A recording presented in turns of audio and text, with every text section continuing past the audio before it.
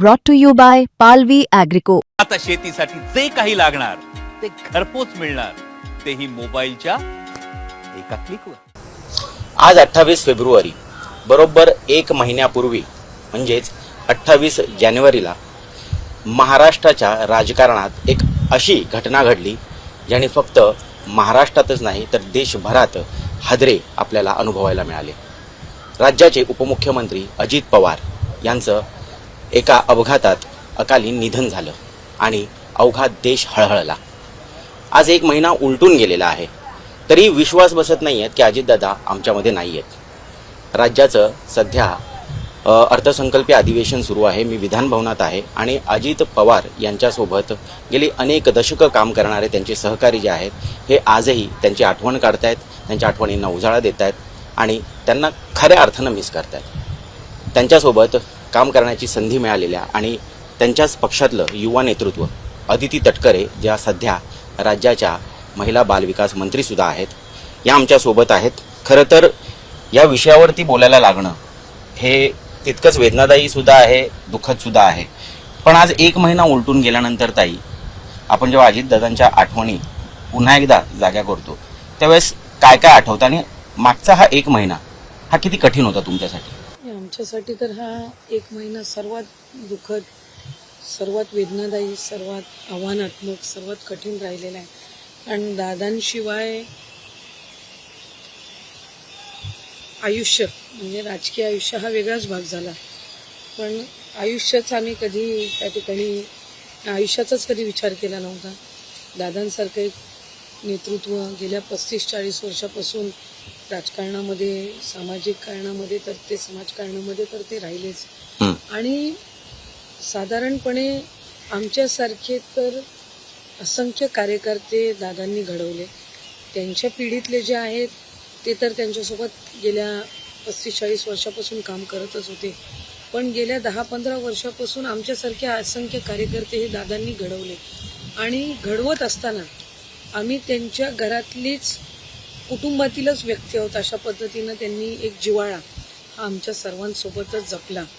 आणि एक म्हणजे म्हणतो ना, कुटुंबातीलच व्यक्तीचा कसा आपल्यावर अधिकार असतो किंवा आपल्यावर तो एक वडीलधारीचा धाक असतो किंवा एक छत्र असतं, त्या पद्धतीनंच दादांनी आमच्या सगळ्यांवर देण्याचा प्रयत्न केला। त्यामुळे आज मी वैयक्तिक म्हणेन किंवा राष्ट्रवादी काँग्रेस पक्ष म्हणून म्हणेन, आम्ही सगळ्या कार्यकर्त्यांनी आमचं ते पितृतुल्य छत्रच गमावल्यासारखीची एक भावना ही आमच्या सगळ्यांच्या मनामध्ये आहे। आज सभागृहामध्ये सुद्धा येत असताना तीच भावना राहते आजही। म्हणजे आज महिना उलटून गेला, मी आजही सभागृहात बसलेली होती तेव्हा काही आठवणी अशा होत्या की ज्याच्याने आम्हाला थोडं म्हणजे नाही का, एक दादांच्या आठवणी काढून थोडं हसूही आलं। म्हणजे एक आमदार मगाशी रेलमधनं अचानक चालत आले, झटकन मी आणि शेलार साहेब आम्ही काही मंडळी बसलो होतो। आम्ही म्हटलं दादा आता इथं असते तर पटकन त्या आमदाराला म्हटले असते, अरे काय चाललंय, आपण इथून जात नसतो नाही का। म्हणजे काही सभागृहातली म्हणजे क्षणाक्षणाला त्यांची आठवण येत असते, क्षणाक्षणाला। आम्ही जिथं बसतो तिथून मी वर बघितलं की मला लगेच खुर्ची दादांची दिसते सभागृह, तर नुसतं वरती बघितलं तरी ते त्या खुर्चीत नाही, म्हणजे नाही का, मान वर केली की लक्षात येतं अरे ते त्या खुर्चीत नाही। म्हणजे क्षणाक्षणाला त्यांची आठवण ही येत असते। आणि त्यामुळे आमच्या सगळ्यांसाठी तर हा एक म्हणजे खूपच कठीण, फार कठीण आहे। आणि म्हणजे हे दुःख कधी पचवलं आमच्याकडून जाणार आहे आणि कधी त्यातून आम्ही बाहेर पडू शकणार आहोत हे मी आज नाही सांगू शकत। ही खरी गोष्ट आहे। जसं तुम्ही आता म्हणालात की मान वर केली की दादांची खुर्ची समोर दिसते। आज दादा जरी त्या खुर्चीवर नसले तरी दादांचा जो धाक होता, जी शिस्त होती, या सगळ्या गोष्टी अजूनही जाणवतात त्या सभागृहात। त्यांच्या नसण्याने तर मोठी पोकळी निर्माण झालेली आहे, पण त्यांनी लावलेल्या सवयी, त्यांनी लावलेली शिस्त ही ते सोडून गेलेले आहेत तुमच्यासोबत जाणवतात। म्हणजे आणखीन आम्हाला असं विश्वास बसत नाही की ते नाही आहेत। आणि खरं तर आम्हाला सगळ्यांना त्यांनी एक सवय लावलेली होती। अधिवेशनाच्या काळात सभागृहामध्ये आमचं दर 2 तासाची एक अटेंडन्स शीट, दर 2 तासाची, आणि तिथं 3 ह्याच्यामध्ये म्हणजे 11 वाजता सभागृह सुरू होतं तर 11 ते 1 वाजेपर्यंत किती आमदार आपले पक्षाचे उपस्थित होते, 1 ते 3 किती, 3 ते 5 किती असे 2-2 तासाचे स्लॉट आणि आमचे जे पक्षाचे प्रतोद आहेत हे ती लिस्ट जी आहे प्रत्येक आमदारासमोरचे 5 स्लॉट रिकामे असे ठेवलेले असायचे आणि त्याच्यावर टिक म्हणजे असेल तर उपस्थित नाही तर क्रॉस आणि दर 2 तासांनी हा जो रिपोर्ट आहे हा प्रतोद हे दादांकडे द्यायचे आणि दादा बघायचे वर करून कोण कोण बसले कोण कोण नाही बसलंय हेडमास्टर आणि मग ते मंगळवारी ज्या वेळेला आम्ही भेटणार त्यावेळेला ते सांगणार की आठवड्यामध्ये किती अटेंडन्स कोणाचा आहे किती नाही म्हणजे इतकं म्हणजे नाही का शिस्तीमध्ये इतकं पर्टिक्युलरली आमच्याकडून काम करून घेणं म्हणजे याच्यासाठी आणि आम्हाला ते कामकाज शिकवणं म्हणजे त्यांना इतकी प्रचंड आवड असायची प्रचंड आवड आणि तितकंच त्यांना हेही असायचं की आपला आमदार जेवलंय की नाही दुपारचं जेवण झालंय की नाही कारण त्यांच्या इथून घरून डबा म्हणजे आताही येतो काकी आता सुनेत्रा काकी डबा घेऊन येतात माझ्या इथून एक डबा येतो आम्ही दोन्ही यांनी ते केलं की बाबा आपले जे आमदार आहेत सोबत आणखीन जे सहकारी आमदार आहेत आणखीन इतर पक्षाचे आमदार असतील यांच्यापैकी कोणी अधिवेशनाच्या काळात उपाशी राहता कामा नये आणि ते विचारायचे जाता येतं कोण आमदारावर जेवण झालं का काय रात्री समजा कामकाज उशिरापर्यंत चाललं तिथे देवगीतेला फोन लावून सांगायचे बाबा आमचे 11:30-12 पर्यंत चालणार आहे तर डबा पाठवा आम्ही 10 जण बसलो 15 जण म्हणजे इतकं समजा ते जर लवकर कुठल्या मिटिंगला जाणार असतील पण ते सांगून जायचे की बाबा 15 आमदार आपले आहेत का त्यांचा जेवणाचा डबा तिथे जेवणाची व्यवस्था झाली पाहिजे त्यामुळे इतकं बारकाईने लक्ष समजा त्यांचा कुठलं आता पुरवणी मागण्यांवर चर्चा असेल किंवा काय असेल तर ते सांगणार की मी जरा एका मीटिंगसाठी अध्यक्ष महोदय पुढे जातोय पण माझ्याऐवजी इथं आदिती किंवा मुश्रीफ साहेब हे आहेत आणि ते माझ्या समजा खात्याचा किंवा काही शासनाचा विषय आला तर ते नोंद करून घेतील आणि ते उत्तर देतील ते जे उत्तर देतील त्यानुसार आम्ही बैठक लावू किंवा आम्ही कारवाई करू म्हणून किंवा ते माझ्याकडे नोंद घेऊन सांगतील त्या पद्धतीनं आम्ही त्या आमदारांना म्हणजे आमची सकारात्मक उत्तर देण्याची भूमिका राहील असं ते सांगून जाणार म्हणजे इतकं फार म्हणजे इतके शिस्तीला कठोर होते तितकेच हळवे सुद्धा दादा होते आणि या हळव्यापणामुळे खरं तर आणखीन वेदना होताना आपल्याला जाणवतात मला ऍक्च्युली जाणून घ्यायचं होतं की काम करत असताना एक शिष्य म्हणून ज्यावेळेस तुम्ही त्यांच्यासोबत सगळं शिकवत होता तर अशा कुठल्या गोष्टी कुठल्या सवयी आहेत ज्या आता त्यांच्या पश्चात तुम्हाला वाटतं की त्या अंमलात आणायला हव्यात त्या सगळ्यांनी अडॅप्ट करायला हव्यात एक तर दादांची नेहमी ही भूमिका असायची की एक लोकप्रतिनिधी म्हणून आपण काम करताना आपण एकटं इथं नाही आपण 3.5-4 लाख 5 लाख जनतेने जे आपल्याला निवडून दिलेलं आहे आपण त्या सगळ्यांचं इथं प्रतिनिधित्व करतोय त्याच्यामुळे आपण कामकाज करत असताना या गोष्टीचं नेहमी भान ठेवलं पाहिजे की आपण 3.5-4-5 लोकांचं प्रतिनिधित्व करतोय त्यांच्या अपेक्षांना आपण त्या ठिकाणी पूर्ण केलं पाहिजे आपण सभागृहामध्ये प्रश्न मांडले पाहिजे आपण जास्तीत जास्त विकास कामं ही केली पाहिजेत आणि त्यांचं नेहमी म्हणणं असायचं की एकदा निवडणूक आटपली ना की राजकारण संपलं आता तुमचं काम म्हणजे काम एकी काम त्यांना असं म्हणजे जास्ती असं प्रसिद्धीच्या ह्याच्यामध्ये किंवा फार काही म्हणजे नाही का असं एक म्हणजे राजकीय ह्याच्यावर फार काही हे धरून ठेवणं असं त्यांना फार कधी आवडायचं त्यांचं म्हणणं की आपण इथं काम करायला आलोय आणि आपण काम केलं पाहिजे लोकांची अपेक्षा ही काम करण्याची असते टीका टिप्पणी करण्यामध्ये वेळ घालवावा अशी काही लोकांची आपल्याकडनं अपेक्षा नसते त्यामुळे आपण काम करत राहिलं पाहिजे ही त्यांची नेहमी असायची आम्ही नेहमी म्हणायचो की दादांचा आहे ना तो आवाज म्हणजे एकदम कडक आणि तो आवाज म्हणजे आम्ही तर उभ्या आयुष्यात कधी विसरू शकणार नाही कोणीच विसरू शकणार नाही असा तो एक आगळा वेगळा आवाजच होता पण तो आवाजच असा वाटायचा की बाबा ते असं प्रेमाने जरी बोलले ना तरी असं वाटायचं की अरे म्हणजे नाही का पण ते फक्त आवाजापुरतच मर्यादित होतं आतून मनापासून त्या व्यक्ती म्हणजे ती व्यक्ती इतकी हळवी होती इतकं प्रेम त्यांच्यामध्ये होतं की त्यांना म्हणजे असं कधी कोणाबद्दलचा म्हणजे ते बोलून टाकायचे की अरे हे मी नाही का म्हणजे असंच नाही का माझ्या भाषणात पण असं बोलून टाकायचे अरे हे असंच करू हे तसंच करू वगैरे असं पण त्याच्या मागे त्यांची अशी काही हे नसायची बोलून टाकलं संपला विषय हार्ड फिलिंग्स कधीच हार्ड नाही. फिलिंग्स कधी नसायचे. हा. म्हणजे एकदा बोललो संपला विषय. बरोबर. असं कधी ग्रजेस होल्ड करून ठेवणं, मनामध्ये कोणाबद्दल बराच कालावधी आकस ठेवणं हम्म. किंवा राग ठेवणं हे दादांचे स्वभाव म्हणजे आम्ही शिष्य म्हणून कधी बघितलं नाही. आणि तीच एक सवय मला वाटतं की एक राजकारणी म्हणून, एक समाजकारणी म्हणून, हम्म. एक लोकप्रतिनिधी म्हणून आम्ही हं. घेऊन चालणं हे गरजेचं आहे. कारण शेवटी काम करत असताना आपल्या प्रत्येकाचे राजकीय मतभेद असू शकतात. पण प्रत्येक जण आपापली वेगवेगळी विचारधारा घेऊन काम करत असतो, निवडणुका लढवत असतो. पण मनभेद हे कधी नसावं हम्म. आणि मोकळा असावा. आपण स्वभावाने हा नेहमी दादांचंही असायचं. काहीही असेल ना, अगदी पत्रकारांसोबत पण संवाद, त्यांना असं कधी म्हणजे पोटात एक ओठात एक हा कधी विषयच नाही. हम्म. उलट बऱ्याचदा असं कदाचित काही लोक त्यांना म्हटले असेल, दादा तुम्ही असं कसं म्हणून जाता.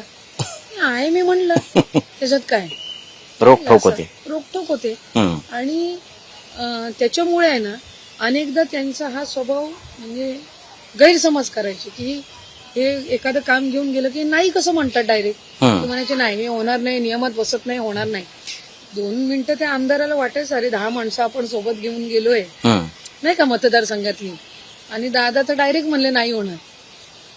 पण जे नाही होणार त्याला नाही म्हणण्याची पण म्हणजे त्यांची ती हे असायची त्यासाठी का राजकीय किंमत चुकवावी लागली तरीही त्याची तमा न तरी बाळगता असायची. त्यांनी ते हा. जे होणार ना हम्म. ते मिनिटाला करून टाकायचे. हे मी करतो. हम्म. नाही होणार ना ते म्हणायचे नाही होणार. हम्म. पण कोणाला असं कधी म्हणजे म्हणतो ना जुलवत आणि म्हणजे असं हे नाही ठेवायचे हम्म. नाही का. असं बरेचदा ते डाफरले, ओरडले तरीही ते लोकांना आवडायचं असं आम्ही अनेकदा बघितलंय. म्हणजे दादा मला ओरडले हे कौतुकाने लोक सांगायचे. सांगायचे कारण त्यांनी ओरडणं हे कधी आम्ही ओरडणं म्हणून घेतलंच नाही. हम्म. एकतर मी सुदैवाने कधी त्यांचा ओरडा खाल्ला नाही, कधीच नाही. भगवंत कृपेने किंवा ते म्हणजे त्यांनी त्या ह्याच्यानी म्हणजे मी कधी त्यांचा ओरडा खाण्याची ही आली नाही.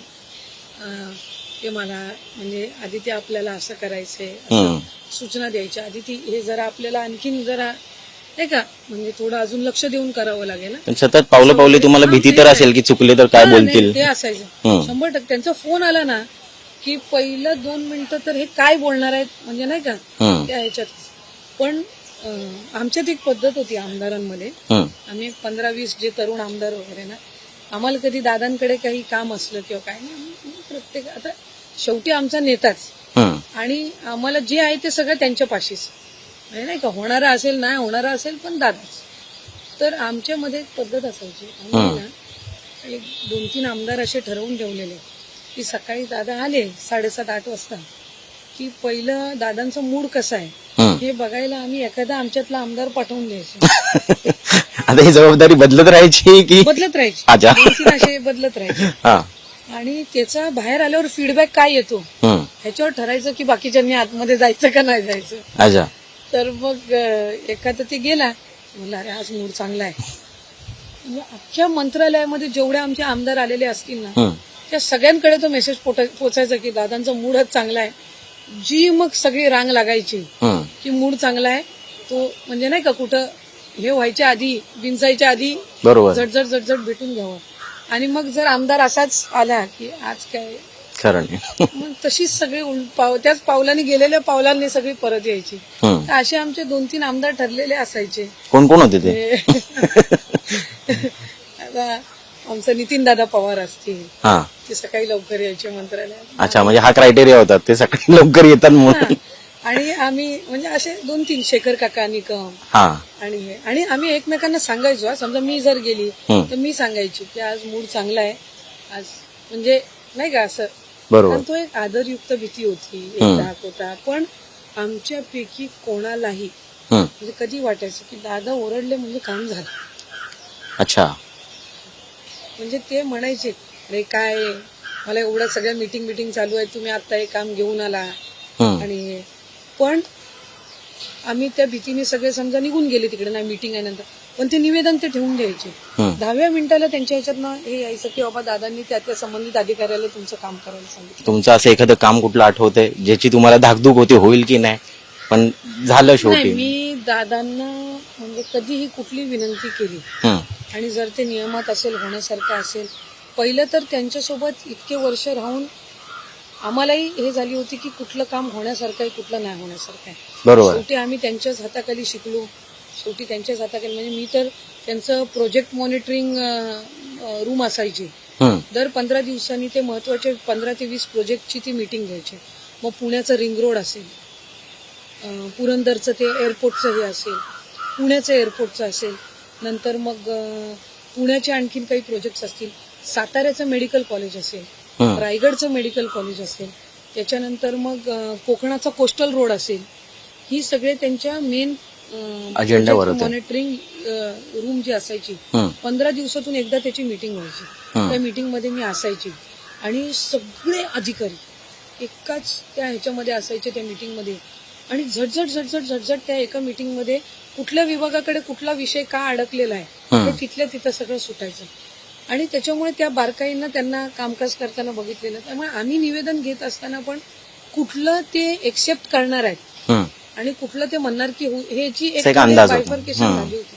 त्याच्यामुळे एकदा त्या नेत्याचा स्वभाव हा आपल्याला लक्षात आल्यानंतर आमच्यातले बहुतांशी जण त्या पद्धतीनं कामाची निवेदनं घेऊन जायची. काही वेळेला कार्यकर्त्यांचा आग्रह असायचा की दादा हे नसेल बसत नियमात तरी एक बोलतो ना बाबा, एक तसल्ली देणं त्यांना, बाबा आपण करू, आपण प्रयत्न करू, आपण हे करू. तर दादा म्हणायचे सांगा त्यांना होणार नाही म्हणून, जे नाही होणार आहे ते नाही सांगण्याची हे असली पाहिजे. पण त्यांनी 35-40 वर्षामध्ये त्यांच्या राजकीय आणि सामाजिक जीवनामध्ये तो एक दरारा किंवा ती एक कामाची पद्धत किंवा ती एक पॉलिटिकल रिस्क घेऊन कधी आपण विनाकारण पॉलिटिकली करेक्ट राहून कोणाला टांगता ठेवता कामा नाही, ही एक सवय त्यांनी अंतर्भूत केलेली होती आणि ती आम्ही सगळ्या किंवा महाराष्ट्राच्या जनतेने किंवा आम्ही सगळ्यांनी ती एक्सेप्ट केली होती. ती सगळ्यांच्या बाबतीतच होईल, सगळ्या आमदारांच्या बाबतीत किंवा लोकप्रतिनिधींच्या बाबतीत अशातला भाग नसतो. आणि ही त्यांना बऱ्याचशा वेळेला हे लक्षात यायचं की बाबा यांच्यासोबत ही 10 लोक आली आहेत, शेवटी त्यांच्या मतदारसंघात त्यांना जपणंच आहे आणि त्यामुळे ते हे काम घेऊन आलेले आहेत वगैरे. आणि त्या ह्याच्याने दादा आम्हाला सगळ्यांना म्हणजे बॅकिंग करायचे. विकास कामाच्या बाबतीत एकदा निधी मंजूर करून दिला की ते नेहमी सांगायच्या बाबा हे 20 कोटी मतदारसंघासाठी मंजूर केले, पण क्वालिटीमध्ये जर कॉम्प्रोमाइज केलं तर मी भूमिपूजनाला आणि उद्घाटनाला येणार नाही. त्याचं मॉनिटरिंग स्वतः करायची. म्हणजे भूमिपूजनाला दादांना नेताना आम्हाला जेवढा आम्ही रिलॅक्स आणि आनंदित असायचो, एखाद्या इमारतीच्या उद्घाटनाला न्यायचं म्हटल्यावर तेवढाच प्रेशर आमच्यावर असायचा. कारण ते उद्घाटनाला आले की बिल्डिंगला हा रंग का दिलाय, त्याला हे स्टाईल्स का वापरले, आणि कुठं एखादी चीर दिसली किंवा कुठं एखादा दरवाजाच्या जर खिळे जरी वेगवेगळे दिसले ना तरी ते म्हणायचे ह्या दरवाजाला वेगळे खिळे लावलेत, ह्या दरवाजाला वेगळे खिळे लावले. म्हणजे तो एक इतका म्हणजे प्रेशर असायचं, इन्व्हॉल्वमेंट असायचं त्यांचं प्रत्येक गोष्ट असायची. पण क्वालिटीच्या बाबतीमध्ये कामांच्या ते नेहमी म्हणायचे शासकीय पैसा आहे म्हणून तुम्ही ग्रांटेड नाही धरलं पाहिजे, जनतेच्या याचा पैसा आहे आणि ते क्वालिटीचं काम झालं पाहिजे. मला कोणी म्हणता कामा नाही तुम्ही कुठल्या इमारतीच्या उद्घाटनाला आला आहे, ही कशी बांधली आहे, हे कोणी म्हणता कामा नाही, हे त्यांची नेहमी असायची. मला वाटतं दादांच्या या आठवणींना उजाळा देत असताना भविष्याकडे वाटचाल करत असताना सुद्धा आपल्याला काही गोष्टी आज बोलाव्या लागतील. ज्या पद्धतीनं ज्या परिस्थितीमध्ये सुनेत्रा पवार यांनी पक्षाची राज्याच्या उपमुख्यमंत्री पदाची धुरा हाती घेतलेली आहे. पडद्यामागून त्या यापूर्वी सक्रिय होत्याच, पण आता त्यांना फ्रंटफूटला येऊन नेतृत्व करावं लागेल. आणि ते करत असताना तुम्ही एक महिला सहकारी आहात आणि अर्थात तुम्ही थोडासा वेळ जास्त घालवलेला आहे, प्रशासनात मंत्री म्हणून काम केलेलं आहे. कशा पद्धतीनं तुम्ही काम करायचा विचार करताय, कशा पद्धतीनं एक पक्ष संघटना आणि सरकारमधला ताळमेळ त्या ठिकाणी बसवण्याचा प्रयत्न करणार आहात. त्यांच्या पुढे अनेक आव्हानं आहेत, मग ती भावनिक असतील, मग ती प्रशासकीय असतील, या सगळ्यामध्ये वाट काढताना तुम्ही एक सहकारी म्हणून कशा पद्धतीनं पुढे जाणार आहात? एक तर तुम्ही म्हणजे मी दादांच्याच रेफरन्सनी परत बोलेन आणि मग ते ऐकून येईन की तुम्ही दादांचं पण जर बघितलं तर हल्ली या 5-6 वर्षांमध्ये पत्रकारांसोबतचा संवाद हा त्यांचा वाढला होता. बरोबर. त्याच्या आधी अनेकदा असं व्हायचं की बऱ्याचशा वेळेला मीडियामध्ये किंवा हे की ती एक हे असायची की दादा पत्रकार परिषद घेत नाही किंवा दादा स्क्रीनवर फार दिसत नाही, कम्फर्टेबल नसायचं ते मीडियासोबत. मोर देन कम्फर्ट त्यांचं हे काय असायचं, त्यावेळेला ते काम करत नव्हते का? तर करत होते, भरपूर करायचे. प्रचंड काम हे त्यांच्या माध्यमातून त्यावेळेला व्हायचं. त्यांना पब्लिसिटीमध्ये फार कधी स्वारस्य राहिलं कधी राहिलं नाही. मी हे केलंय, मी इथं बसून ते सांगावं, ह्यामध्ये म्हणजे त्यांची ती पद्धत होती. आज आपण म्हणू की दुर्दैवाने त्यांनी जे केलं ते क्लेम त्यांना त्यावेळेला म्हणजे तितक्या पद्धतीनं करता आलं नाही. पिंपरी चिंचवड सारखं शहर तुम्ही 10-15 वर्षापूर्वी बघितलं, आज बघितलं, ते संबंध शहर हे दादांच्या विजननी दूरदृष्टी काय असते ही आज आपल्याला पाहायला मिळते. पण त्यांनी ती कधी दुर्दैवानी म्हणजे तितक्या ठासून ती कधी स्क्रीनवर क्लेम नाही केली. ते काम करत राहिले. त्यांना कधी त्या ह्याच्यामध्ये स्वारस्य राहिलं नाही. हल्ली त्यांचा पत्रकारांसोबतचा संवाद हा प्रचंड वाढला होता. खास कर आत्ता ज्या या 5-7 वर्षात पक्षाची अधिकची म्हणजे जबाबदारी ह्या सगळ्या हे घेतल्यानंतर तर पत्रकार परिषदी ते घ्यायचे, संवादी साधायचे. अनेकदा पत्रकारांसोबत वेगवेगळ्या मिश्किलपणाने सुद्धा त्यांचा संवाद व्हायचा. आज ते बघितल्यानंतर आम्हालाही सगळ्यांना म्हणजे असं ते सगळे शॉर्ट्स रील्स आज सगळे म्हणजे सतत आपल्या सगळ्यांच्या अल्गोरिदम वरती असतात आणि तो ठेवा आहे आमच्या सगळ्यांचा. पण आता मी सुनेत्रा काकींवर येते की काकी पण बऱ्याच वर्षांपासून शेवटी 40 वर्ष त्या दादांसोबत. दादांचं ज्या वेळेला राजकीय करिअरची सुरुवात झाली असेल तेव्हा तेव्हापासून सुनेत्रा काकी त्यांच्यासोबत. आणि जसं दादांना कधी पुढे येऊन म्हणजे हे करणं कधी त्यांच्या स्वभावात नव्हतं, तसं पडद्यामागून सुनेत्रा काकी बऱ्याच बारामतीमध्ये ग्रामपंचायतीच्या निवडणुका असतात. म्हणजे मला अगदी आठवतं ही 15 वर्षापूर्वीची गोष्ट असेल. मला वाटतं मी 15 काय जास्ती 17-18 वर्षापूर्वीची गोष्ट असेल. मी 11वी का 12वीला होती त्यावेळेला. माझ्या इथं रोहायला एका कार्यक्रमाच्या निमित्ताने ते त्या ठिकाणी आले होते. ग्रामपंचायतीच्या निवडणुका नुकत्याच पार पडल्या होत्या आणि आम्ही जेवायला बसलेलो. आम्ही जेवायला वाढत होतो आणि आमच्या टेबलवर बसलेल्या आमच्या म्हणजे वडिलांनी तटकरे साहेबांनी, आमचे काका त्यावेळेला आमदार होते विधान परिषदचे आणि आणखीन आमचे ओसवाल साहेब त्यावेळेसचे जिल्हाध्यक्ष वगैरे बसले होते आणि ते सांगत होते की कसं आमच्या किती ग्रामपंचायती निवडून आल्या.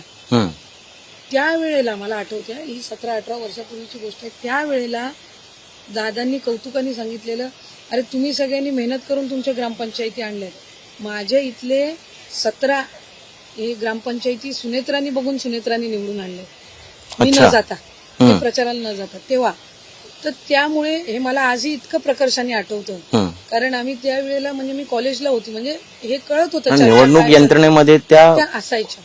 त्यांना त्याही टेक्स्टाईल पार्क असेल, महिला बचत गटांची चळवळ असेल, काटेवाडीची स्वच्छता मोहीम तर सुनेत्रा काकींनी त्यावेळेला हातात घेतली आणि हे सगळ्यांना माहिती आहे.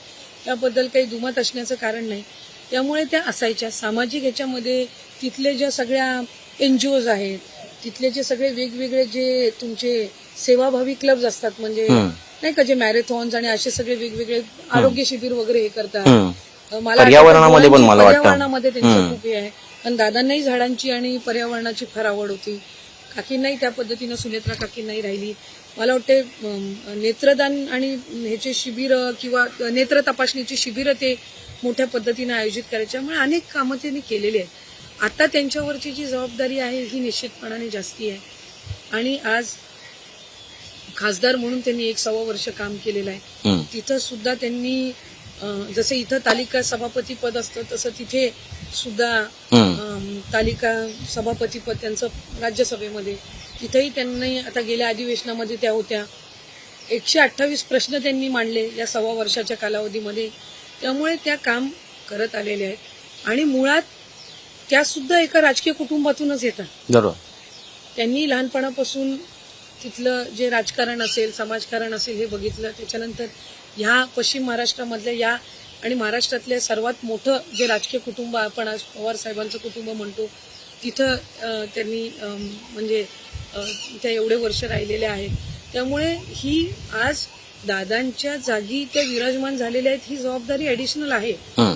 पण आम्हाला सगळ्यांना आमदार कार्यकर्ते म्हणून खात्री आहे की दादांच्या पश्चात दुर्दैवाने म्हणजे आम्हाला दादांची जागा कोणीच भरून काढू शकत नाही. कोणी म्हणजे कोणीही भरून काढू शकत नाही. पण त्यांच्यानंतर दादांनी आम्हाला सगळ्यांना जे उभं केलं, एक कुटुंब म्हणून जे प्रेम दिलं, ते आता त्यांच्या पश्चात जर आमचा कुटुंब प्रमुख किंवा दादांच्या जागी जर कोण असू शकतं तर ते सुनेत्रा काकीच असू शकतात. ही आमच्या सगळ्यांची प्रामाणिक भूमिका आहे. आणि दादांची लेगसी जर कोण पुढे नेऊन जाऊ शकतं तर त्यांच्यासोबत 40 वर्ष ज्यांनी प्रवास केला आयुष्यात, वैयक्तिक आयुष्यात पण अनेक आव्हानांना त्याही सामोरं गेला. शेवटी दादांवर ज्या वेळेला वेगवेगळे आरोप व्हायचे किंवा वेगवेगळे राजकीय हे यायचे त्यावेळेला वैयक्तिक त्यांच्यावर पण त्या वेदना होत असणार ना. त्यातून पण त्या ठाम दादांच्या बाजूनी राहिल्या. म्हणजे अर्धांगिनीच त्या दादांच्या, त्यांनी कामकाज दादांचं जवळून बघितलेलं आहे. शेवटी आज तुम्ही विचार करा, दादा सकाळी 6 वाजता ते त्यांच्या कामाला सुरुवात करायचे, रात्री 10-11 वाजेपर्यंत त्यांचे काम चालू असायचं. म्हणजे त्या आमच्या माऊलीनी आज किती त्याग केला असेल की शेवटी या सार्वजनिक जीवनामध्ये जगत असताना किती वेळ दादांनी ह्या काही वर्षांमध्ये कुटुंबासाठी दिला असेल. तर या सगळ्या परिस्थितीमध्ये आज सर्वात मोठं दुःख जर कोणाच्या आयुष्यामध्ये आलं असेल, सर्वात जास्ती वेदना जर कोणाला होत असतील तर त्या सुनेत्रा काकींना होत्या. त्यामुळे त्या वेदना बाजूला सारून जर आमच्यासाठी त्यांनी आजची जबाबदारी घेतली असेल तर एक कार्यकर्ता म्हणून आमची जबाबदारी हीच आहे की त्यांच्या पाठीशी उभं राहणं. आणि म्हणजे मंत्री आमदार हा भाग वेगळा झाला. शेवटी आम्हाला दादांनी त्यांचं विस्तारित कुटुंब म्हणूनच समजलं. त्यामुळे आज एक कार्यकर्ता म्हणून आम्ही आज काकींसोबत तिथं उभे आहोत. आणि त्यांना ज्या ज्या वेळेला म्हणजे नुसतं एक कटाक्ष जरी त्यांचा आमच्यावर पडला तरी आम्ही तिथं त्यांच्यासोबत उभे आहोत. बरोबर. अर्थात म्हणजे ज्या राजकीय परिस्थितीमध्ये ही सगळी जबाबदारी येऊन त्यांच्यावरती पडलेली आहे, मला वाटतं ह्या सगळ्या पेलवत असताना त्यावेळेस काही प्रमाणात राजकीय आरोप प्रत्यारोप होतात. विशेषतः कुटुंबामध्ये कुठेतरी या संदर्भातले प्रश्न विचारले जातात. त्यावेळेस तुम्हाला एक महिला म्हणून सुद्धा आणि एक इतके जवळचे, आता तुम्ही कुटुंबाप्रमाणेच आहात अजित पवारांच्या, त्यावेळेस तुम्ही या सगळ्या गोष्टींकडे कसं पाहता? आता कालचंच उदाहरण आहे, ज्यावेळेस नॅशनल एक्झिक्युटिव्ह मीटिंग झाली तिथे म्हणण्यात आलं की कुठेतरी त्यांना कंट्रोल करण्याचा प्रयत्न केला जातोय, त्यांना मनासारखं तिकडे काम करू दिलं जाणार नाही, कुठेतरी एक दबाव निर्माण केला जातोय, मिसहँडल केलं जातंय. तर ह्या सगळ्या गोष्टींना तुम्ही कसं उत्तर द्याल? मी खरं सांगू का, मी तुम्हाला म्हणजे या आधी मी आता आधीच्या प्रश्नातून म्हटलं की सर्वात जास्ती वेदना आणि सर्वात जास्ती दुःख जर आत्ताच्या परिस्थितीमध्ये कोणावर ओढवलं असेल तर ते सुनेत्रा काकींवर आहे. आम्ही सगळेच आहोत ना. आज काही मी त्यांना सुनेत्रा काकी म्हणते, बाकी इतर बरीच मंडळी त्यांना सुनेत्रा वहिनी म्हणून हाक मारतात. आणि म्हणजे प्रफुल्लभाई असतील, तटकरे साहेब असतील, भुजबळ साहेब असतील, मुश्रीफ साहेब असतील, धनंजय मुंडे साहेब असतील, आपलं प्रकाशदादा असतील, सगळेच म्हणजे जे आमचे सगळे सिनियर दत्ता मामा असतील किंवा आम्ही सगळे त्यांना सुनेत्रा वहिनी म्हणून हाक मारतात. आणि एक आम्ही सगळे तर एक माऊलीच्या रूपाने त्यांच्याकडे बघतो. ही जी सगळी वरिष्ठ मंडळी आहेत ते त्यांच्याकडे भगिनीच्या रूपाने बघतात. आणि आज त्यांच्यावर ओढावलेलं जे दुःख आहे, शेवटी आम्हाला एक विस्तारित कुटुंब म्हणून, एक कार्यकर्ते म्हणून त्यांच्या बाजूनी आज उभं राहण्याची आम्ही सगळ्यांनी भूमिका ही घेतलेली आहे. आणि त्याच्यात का कोणाचा आक्षेप असावा, का कोणी चुकीच्या नजरेने त्या गोष्टीकडे बघावं, हे माझ्यासारखीला म्हणजे, कारण महिलांसाठी तसंही राजकारण, राजकीय क्षेत्र हे फार अवघड आहे. खूप सॉफ्ट टार्गेट केलं जातं नॉर्मली. म्हणजे काकींच्या तर, सुनेत्रा काकींचं तर आणखीन म्हणजे त्यांना ज्या आव्हानांना त्या सामोरं जात आहेत हे आणखीन वेगळं आहे, ते आमच्या सगळ्यांपेक्षा पलीकडे आहे. पण नॉर्मली पण महिलांना राजकारणामध्ये हे फार लिमिटेशन्स, मर्यादित ह्याच्यामध्ये बघितलं जातं, त्यांना वेगवेगळ्या म्हणजे संकोचित वृत्तीने बघितलं जातं. पण आज आम्ही सगळे कुटुंब म्हणून ज्या वेळेला त्यांच्यासोबत उभे आहोत त्यावेळेला त्या गोष्टीचा आक्षेप किंवा वेगळ्या ह्यानी बघण्याचं काही त्याच्या मागचं काय कारण असावं हे माझ्यासारखीला तरी त्याच्यामध्ये प्रश्न पडतो. आणि जितकी काळजी हे प्रश्न उपस्थित करणाऱ्यांना आहेत त्याच्यापेक्षा 100 पटीनं जास्ती काळजी सुनेत्रा काकींची आम्हाला आहे, एवढं तर मी नक्की सांगू शकते.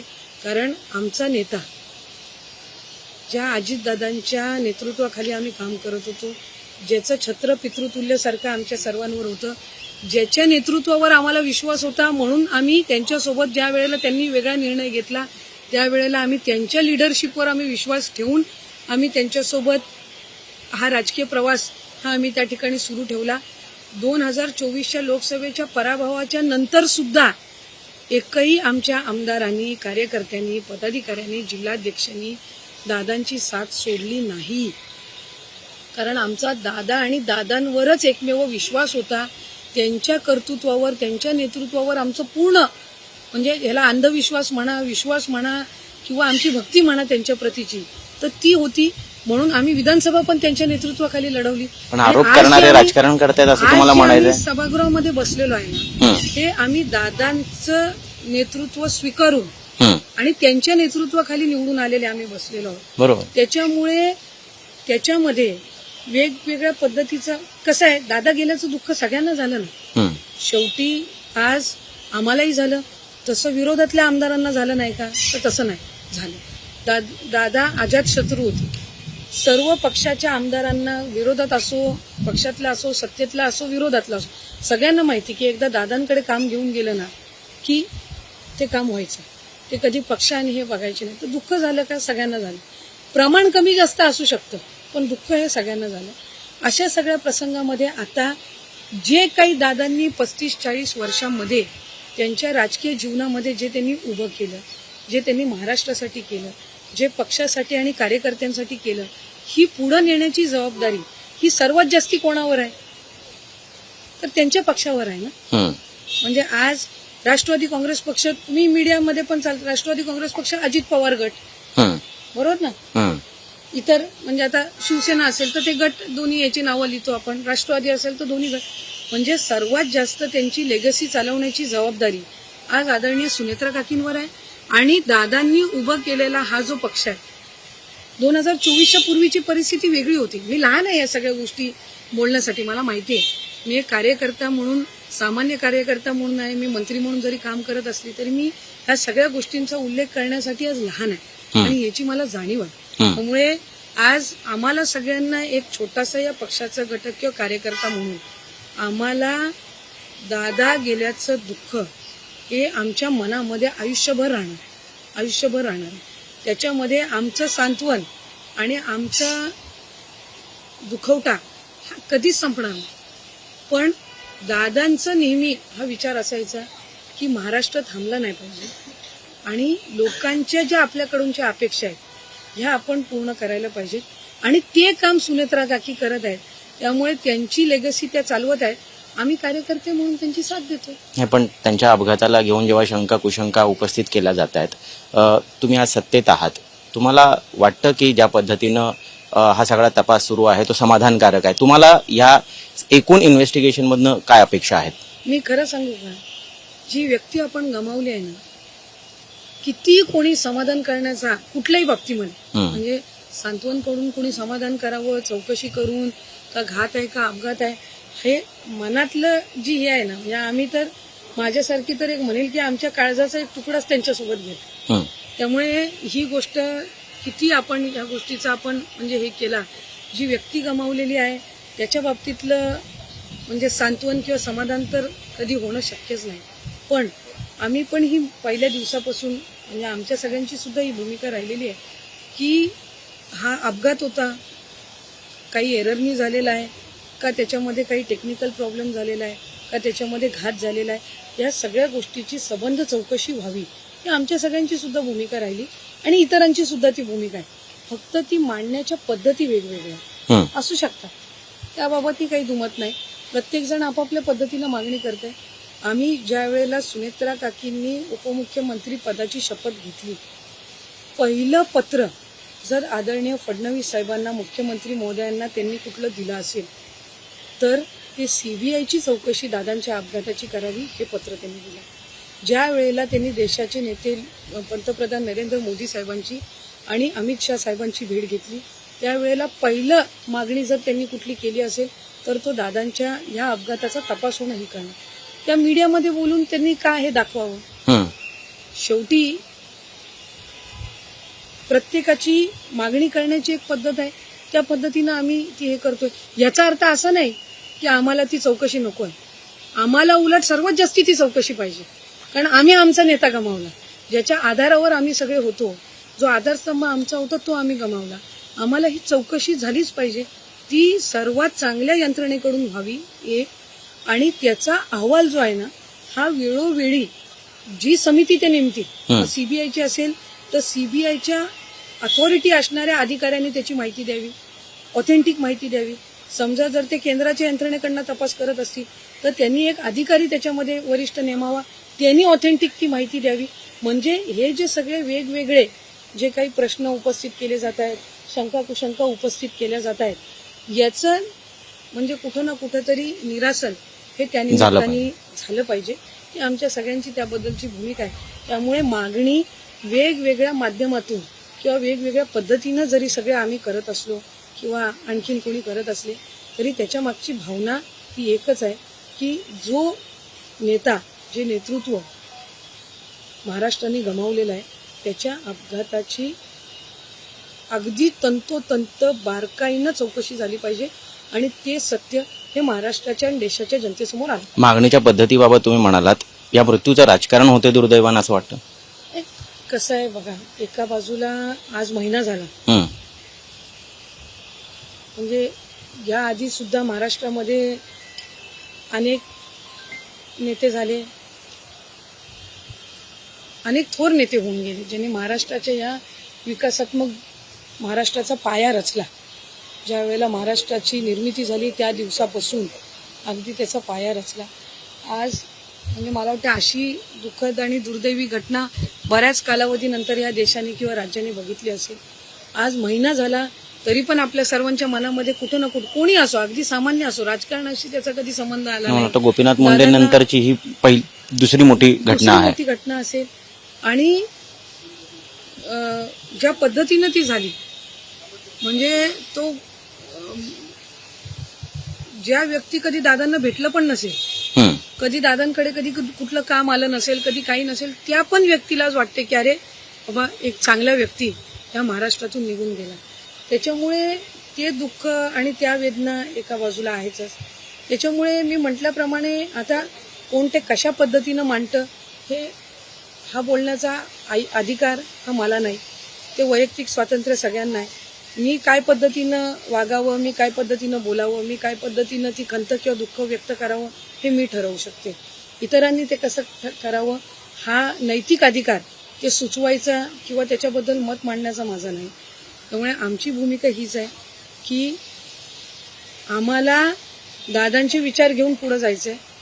आमच्यासाठी काली अजित पर्व होतं, आजही आहे, आमच्यासाठी उद्याही अजित पर्व राहणार. अजित पर्व हे कधी संपू शकत नाही. हा एक विचार, त्यांच्या नावासारखंच ते अजित, हे कधी संपू शकत नाही. आम्हाला त्यांचे विचार, त्यांनी जे आम्हाला शिकवण दिली ते आम्हाला पुढे न्यायचे. कार्यकर्ता म्हणून काम करत असताना आम्हाला अजितदादांच्या स्मरण करून त्यांची कामाची पद्धत, त्यांची लेगेसी ही कार्यकर्ता म्हणून आम्हाला पुढे न्यायचे. आणि ती करत असताना आम्हाला सुनेत्रा काकी हे दादांच्या म्हणजे अनुपस्थितीत ह्या ही लेगेसी कॅरी फॉरवर्ड करण्यासाठी आज आमच्यासाठी आहे. तुम्ही सोशल मीडिया विंग सुद्धा पक्षाचं सांभाळत आहात आणि you know how it works. त्या पद्धतीनं एक परसेप्शन क्रिएट केलं जातं, त्यात तथ्य असो नसो, पण एकदा का ती सोशल मीडियामध्ये गोष्ट आली की त्याच्यावरून अनेक प्रश्न उपस्थित होतात. तशाच पद्धतीनं काही प्रश्न उपस्थित करण्यात आलेत. लोकांचं म्हणणं आहे की तुम्ही सत्तेत मशगूल आहात, तुम्ही सत्तेसाठी हे सगळं केलं. शपथविधी जी झाली ती अत्यंत घाईघाईत झालेली होती. काही 3-4 नेत्यांनाच त्या ठिकाणी सातत्यानं टार्गेट केलं जाते आणि त्यांच्याबद्दल, त्यांच्या हेतूबद्दल शंका उपस्थित केली जाते. पक्षामध्ये काम करत असताना तुम्ही या सगळ्या गोष्टीकडे कसं पाहता, कशा पद्धतीनं डील करता, काय उत्तर द्याल याला? एक तर सुनेत्रा काकींचा शपथविधी हा मला वाटते 4थ्या दिवशी झाला असेल. तो 4थ्या दिवशी न होता तो 10व्या 12व्या दिवशी झाला असता, महिन्याभराने झाला असता तरी वेदना काही कमी झाल्या असत्या का? ते वेदना नाही कमी झाल्या असत्या, तेवढ्याच असत्या. त्या काही नॉर्मल सिच्युएशनमध्ये त्यांनी ती जबाबदारी घेतली नाही. तर त्यावेळेसची सगळी जी काही परिस्थिती असेल किंवा त्यावेळेस दादांनी उभं केलेलं जे हे राजकीय म्हणजे चांगल्या अर्थाने मी म्हणते एक वलय असेल किंवा एक त्यांनी उभा केलेला हा पक्ष असेल, हे कुटुंब असेल, म्हणजे पक्ष म्हणजे ते कुटुंब समजायचे. आणि ते सांभाळण्याच्यासाठी त्यांनी तो निर्णय घेतला. तो जर 1 आठवड्याने घेतला असता, 10 दिवसांनी घेतला असता, तर त्या माऊलीला काही कमी वेदना झाल्या असत्या, तेवढ्याच झाल्या असत्या. त्याच्यामुळे त्या संदर्भामध्ये आज जे झालं ते झालं. तर 10 दिवसापूर्वी ते काय झालं या तपशिलामध्ये किंवा ते बोलण्याची एकदा तो दिवस सरला की ते काय आपण मागे जाऊन काही गोष्टी काही हे करू शकत नाही. पण त्याच्यामुळे निगेटिव्ह लाईट मध्ये दाखवलं जातं असं वाटत नाही. काकींना का दाखवावं कोणी निगेटिव्ह लाईट मध्ये? आज त्यांच्या एवढं दुःख कोणाला झालं का उभ्या महाराष्ट्रात? मला सांगा बरं. त्यांच्या एवढं दुःख तर कोणाला झालं नाही हे तर मान्य, पण ते दुःख बाजूला ठेवून एक पुरोगामी महाराष्ट्र आपण म्हणतो, एक पुरोगामी महाराष्ट्र आपण म्हणतो. ज्या वेळेला राष्ट्रीय अध्यक्ष पदाची त्यांनी जबाबदारी घेतली, त्यांनी स्मरण कोणाचं केलं? राजमाता जिजाऊंचं केलं, बरोबर. पुण्यश्लोक अहिल्याबाई होळकरांचं केलं, क्रांतीज्योती सावित्रीमाई फुलेंचं केलं. कर्तृत्ववान सगळ्या महिला, विचारधारा पुढे नेणाऱ्या त्यांच्या आजी सासू शारदाबाईंचं त्यांनी स्मरण केलं आणि त्यांनी जबाबदारी घेतली. त्यामुळे आपण ज्या वेळेला पुरोगामी विचारधारा म्हणतो त्यावेळेला एखादी स्त्री स्वतःचं दुःख बाजूला ठेवून जर एखादी जबाबदारी घेत असेल तर त्या बाबतीमध्ये त्यांना निगेटिव्ह का ठरवलं जावं? बरं, त्यांच्या जागी आपण दुसऱ्याला कोणाला बघू शकतो का? आज ज्या जागी ज्या पदावर त्या बसल्या तिथं दादा बसले होते, त्या पदावर दादा विराजमान होते. त्यांच्या जागी दुसरं कोणी यावं किंवा दुसरं कोणी बसावं असं होतं का? नाही ना. पण त्यांच्यासाठी त्यांनी महिन्याभरानी शपथ घेतली असती का, 6 महिन्यांनी? त्या वेदना तेवढ्याच आहेत ना. त्या काय म्हणजे काय आनंदाने ती जबाबदारी त्यांनी स्वीकारलेली आहे का? ज्या आनंदाने आम्ही त्यांच्या राज्यसभेचा फॉर्म इथून भरायला गेलो होतो तेव्हाचाही व्हिडिओ आपण जर बघितला, आम्ही रोज तो व्हिडिओ बघतो, किती आनंद होता आमच्या सगळ्यांच्या चेहऱ्यावर. त्याच्या तुलनेमध्ये कणभर तरी आमच्या कोणाच्या चेहऱ्यावर तो आनंद असू शकतो ती जबाबदारी घेत असताना. तर त्याच्यामुळे त्यांना का चुकीचं कुणी ठरवावं? त्यांनी तेच घेतलं जे त्यावेळेला त्यांना योग्य वाटलं आणि त्यांच्या अधिकारात होते. आणि आमच्या सगळ्यांचा आग्रह होता की त्यांनी ती जबाबदारी दादांच्या वतीने घ्यावी, हा आमच्या सगळ्यांचा सुद्धा आग्रह होता आणि सगळ्या आमदारांचा आग्रह होता. मी विचारा कुठल्याही आमदारांना, कोण म्हणेल की सुनेत्रा काकी आम्हाला उपमुख्यमंत्री म्हणून नको का राष्ट्रीय अध्यक्ष म्हणून नको? त्यामुळे टीका करणं सोपं आहे. ज्या वेळेला आपण एका कठीण प्रसंगातून जात असतो त्यावेळेला त्या प्रसंगातून ती व्यक्ती कशी जाते हे त्या व्यक्तीलाच माहिती. त्याचे लांबून त्याचे धागेदोरे काढणं, त्याचे माप काढणं, त्याच्यातनं चुका काढणं सर्वात सोपं आहे. मी लहान आहे, एक कार्यकर्ता म्हणून, एक व्यक्ती म्हणून पण लहान आहे, मी वयाने लहान आहे. सर्वात सोपं काम हे कोणावर टीका करणं असतं, पण सर्वात महत्वाचं असतं त्या व्यक्तीला त्या कठीण प्रसंगामध्ये साथ देणं. आणि ती आम्ही सगळे करतोय, कारण शिकवण आहे आम्हाला दादांची, त्या शिकवणीनुसार आम्ही चालू. अजून योग्य ती साथ परिवाराकडनं हवी होती, वडीलधाऱ्यांकडनं हवी होती, ती मिळत नाहीये बहुधा असं वाटतं तुम्हाला? नाही, हा बोलण्याचा अधिकार मला नाही. मी त्या कुटुंबातल्या बद्दल मी बोलणार नाही. श्रद्धेय पवार साहेबांचं कुटुंब हे महाराष्ट्रातलं जी महत्वाची पहिली 3 कुटुंब आहेत त्यातलं एक कुटुंब मानलं जातं. त्यामुळे त्या कुटुंबाबद्दलची वक्तव्य करण्याचा नैतिक अधिकार हा माझ्यासारखीला नाही. त्याच्यामुळे मी तो कधी त्याबद्दल वक्तव्य करणार नाही. मला वाटते सुनेत्रा काकी किंवा त्यांच्या कुटुंबातील जे असतील ते म्हणजे तो त्यांचा कौटुंबिक विषय, तो बोलण्याचा आमच्यापैकी कोणाला अधिकार नाही. आणि मला वाटते त्या संदर्भामध्ये आम्ही कुणी वक्तव्य करणं चुकीचं आहे. पक्षाच्या महत्वाच्या घटक आहात तुम्ही. विलिनीकरणाबाबत अनेक चर्चा होत आहेत, त्याबाबत तुमचं मत काय? हे कसं आहे की आमची म्हणजे मी आता दुसऱ्या टर्मचे आमदार आहे. मी 2019 दादांनी मी तिथं मला पक्षाने संधी दिली. 2019 श्रद्धेय पवारसाहेब पक्षाचे त्यावेळेला राष्ट्रीय अध्यक्ष दादा, सुप्रियाताई, तर सगळी मंडळी पक्षाचे त्यावेळेचे प्रदेश अध्यक्ष सगळ्यांनी आम्हाला त्यावेळेला संधी दिली. मी आज दुसऱ्या टर्मचे आमदार आहे. त्यावेळेला मला दादांनी पुन्हा एकदा पक्षाने संधी दिली, मंत्री म्हणून काम करण्याची मला संधी दिली. पण विलिनीकरण इतक्या मोठ्या विषयासंदर्भामध्ये बोलण्याचा आज ती पात्रता किंवा ती राजकीय उंची ही आदिती तटकरेची नाही. त्यामुळे आमच्या पक्षातले जे वरिष्ठ नेते आहेत आणि तिथल्या पक्षाचे जे वरिष्ठ नेते असतील ते त्या संदर्भामध्ये चर्चा करतील. कार्यकर्ते म्हणून आमच्यासाठी आज सुनेत्रा काकी आमच्या नेत्या आहेत. त्या जो निर्णय घेतील तो कार्यकर्ते म्हणून आम्हाला मान्य. तुमच्याच पक्षातले काही आमदार असतील, काही कार्यकर्ते पदाधिकारी असतील, त्यांचं असं म्हणणं आहे की विलिनीकरण खरं तर व्हायला हवं. तुम्हाला पक्षातलं एक मोठं पद आहे, मंत्री आहात तुम्ही, तुमचं वैयक्तिक मत याबाबत काय? हे माझ्याकडे अशा पद्धतीनं कुठल्या आमदारांनी आणि माझ्याकडे व्यक्त करण्याचं काही कारणही नाही. तसं पक्षाची ज्या वेळेला बैठक होईल आदरणीय सुनेत्रा काकींच्या अध्यक्षतेखाली, लोकशाही आहे, आमच्या पक्षाची लोकशाही आहे, त्यावेळेला प्रत्येक आमदार जे ते आपापले मत मांडतील. मला वाटतं या संदर्भामध्ये मीडियामध्ये पक्षाच्या अंतर्गतला विषय हा मीडियामध्ये किंवा जाहीर सभेमध्ये व्यक्त करण्याची काही गोष्ट नसते. प्रत्येक पक्षाची एक घटनात्मक रचना असते, त्यांच्या काही कार्यपद्धती असतात आणि त्या पद्धतीनं आमची ज्या वेळेला आमदारांची किंवा जिल्हाध्यक्षांची पक्षाच्या कार्यकारिणीची मीटिंग ठरेल त्यावेळेला प्रत्येकजण आमचं मत आम्ही काकींकडे मांडू, सुनेत्रा काकींकडे ज्या आमचे नेते आहेत. त्या शेवटी त्या जे निर्णय घेतील हा आम्हाला मान्य असेल.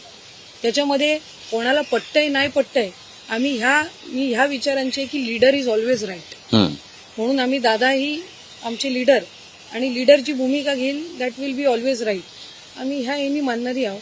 आता आम्ही काकींना आमचे राष्ट्रीय अध्यक्ष, त्या राज्याचे उपमुख्यमंत्री म्हणून आणि पक्षाच्या आमच्या विधिमंडळाच्या सुद्धा गटनेते म्हणून आहे. त्यामुळे कोणाला पटो नाही पटो हा भाग वेगळा राहील. लीडर म्हणून आम्ही त्यांच्यावर आम्ही विश्वास ठेवलेला आहे. त्या जो निर्णय घेतील आम्हाला मानतो. पण विलिनीकरणाला कुठेतरी विरोध असल्यामुळे ही सगळी घाई करण्यात आली असं ते काय? चर्चा आहे, ह्या सगळ्या बाहेरच्या चर्चा आहे. कोणी तुम्ही बघा ज्येष्ठ नेत्यांपैकी, मग आज तिथून जयंत पाटील साहेब असो, तिथून तटकरे साहेब असो, प्रफुल्ल पटेल साहेब असो, भुजबळ साहेब असो, मुश्रीफ साहेब असो, पलीकडून हे कोण एकमेकांबद्दल कधी बोललेत? कधी एकमेकांवर टीका केली आहे का? बोललंय का कोणी? किंवा आमच्यापैकी कुणी आमदारांनी त्यांच्या कुठल्या ह्याच्यावर कधी टीका केली आहे का? ज्येष्ठ नेत्यांवर किंवा ह्याच्यावर सुप्रियाताई असतील, कोणावर बोललो का? कोण नाही बोलणार. कोण? आमची ही कार्यपद्धत नाही. शेवटी आम्ही एका वेळेला एकत्रितपणाने आम्ही सगळ्यांनी काम केलेलं, आम्हाला एक शिकवण दिलेली आहे कार्यकर्ता म्हणून. ती आम्ही ज्या वेळेला विभक्त झालो तेव्हा पण ती शिकवण कधी सोडली नाही. आमच्या कुठल्याही आमदारांनी आज तक श्रद्धेय पवार साहेब, सुप्रियाताई, जयंत पाटील साहेब किंवा वरिष्ठ नेत्यांवर आज तगत कधी टीका केली नाही, ती कधी करणारी नाही. आणि त्यांच्या वरिष्ठ नेत्यांपैकी सुद्धा कधी आमच्या वरिष्ठ जे नेते त्यांच्यावर कधी काही बोललं गेलं का? नाव घेऊन कधी टीका केली गेली नाही. ही महाराष्ट्राची संस्कृती नाही आणि ही राष्ट्रवादी काँग्रेस पक्षाची सुद्धा संस्कृती नाही.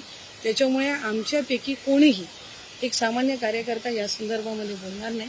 आमचे दोन्ही पक्षाचे वरिष्ठ नेते आणि आम्ही जे अध्यक्ष म्हणून जो नेता म्हणून नेमलेला आहे ते जे निर्णय घेतील आम्हाला डोळे झाकून तो मान. तर अदितीताई, तुम्ही आज मनमोकळेपणाने व्यक्त झालात, दादांच्या आठवणींना उजाळा दिलात, सुनेत्रा वहिनी यांच्या पुढील वाटचालीबाबत आपण बऱ्याचशा गोष्टी शेअर केल्या, दादांच्या अनेक आठवणी तुम्ही शेअर केल्या. मला वाटतं ह्या सगळ्याच्या ह्या चर्चेमध्ये एकच सार निघतो, तो म्हणजे असा दादा पुन्हा होणे नाही. आणि मला असं वाटतं की आता त्यांनी दिलेला जो वारसा आहे, मग तो राजकीय असेल, शिस्तीचा असेल, तो तुम्ही सगळेजण एकत्रित पुढे घेऊन जाल. आणि कितीही राजकीय मतभेद असले तरी मनभेद असता कामा नये, हे जे तुम्ही म्हटलेलं आहात, मला वाटतं याचा बोध अवघा महाराष्ट्र गेल्याची अपेक्षा करूयात. धन्यवाद तुम्ही मुंबई तकशी संवाद साधल्याबद्दल. अशाच पद्धतीनं तुम्हाला जर व्हिडिओज पाहायचे असतील, इंटरव्ह्यूज पाहायचे असतील तर मुंबई तकचं जे यूट्यूब चॅनल आहे हे सबस्क्राईब करायला विसरू नका. आणि तुम्हाला दादांबद्दल ज्या ज्या आठवणी आज आम्ही जाग्या केल्या आदित्य तटकरे यांच्यासोबत, याबाबत तुम्हाला काय वाटतं, तुमच्या काही आठवणी असतील त्यासुद्धा कमेंट बॉक्समध्ये टाकायला विसरू नका. मी Rutvik Bhalekar with video journalist Mahesh More. धन्यवाद.